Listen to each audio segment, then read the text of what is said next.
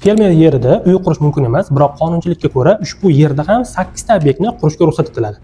Agar sizga ushbu ma'lumot qiziq bo'lsa, videoga like bosing va oxirigacha tomosha qiling. Vazirlar Mahkamasining 614-sonli qaroriga ko'ra, qishloq xo'jaligiga mo'ljallangan sug'orilmagan yer maydonlariga fermer xo'jaligi o'zlariga xizmat ko'rsatuvchi binolarni joylashtirishga ruxsat etilishligi ko'rsatilgan.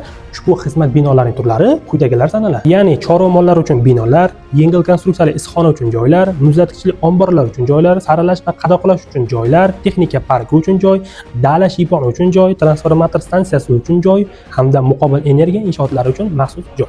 Biroq ushbu qarorning muhim bir jihati bor. Ushbu binolarni hech kimdan ruxsat so'ramasdan o'zboshimchalik bilan qurish mumkin emas. Aks holda binolaringiz buzilishiga va sizga nisbatan jarima jazosi qo'llanishiga olib kelishi mumkin. Xo'sh, qanday tartibda ushbu binolarni qonuniy asosda joylashtirishimiz kerak degan savol tug'ilgan bo'lsa, buning uchun sizda 3 ta hujjat mavjud bo'lishi kerak.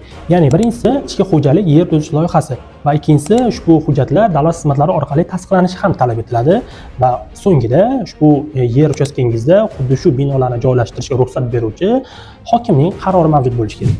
Amaliyotda hozirgi kunda qanday huquqiy muammolarga duch kelinyapti? Ko'pincha holatda fermer xo'jaliklarimiz yer uchastkasi bizga berilgan ekan. Demak, ushbu yer uchastkasi ushbu fermer xo'jaligi uchun xizmat ko'rsatish uchun kerak bo'ladi deb yuqorida sanab o'tilgan obyektlarni hech kimdan ruxsat so'ramagan holatda, hech qanday hujjatlarni rasmiylashtirmagan holatda qurilishlarni amalga oshirishyapti va qurilishni amalga oshirib bo'lgandan so'ng ana endi qonunlashtirsam bo'ladi va ana endi qonunlashtiraman deb harakat qilmoqda. Biroq bu juda ham qiyin va murakkab bo'lib ketib qolishi mumkin.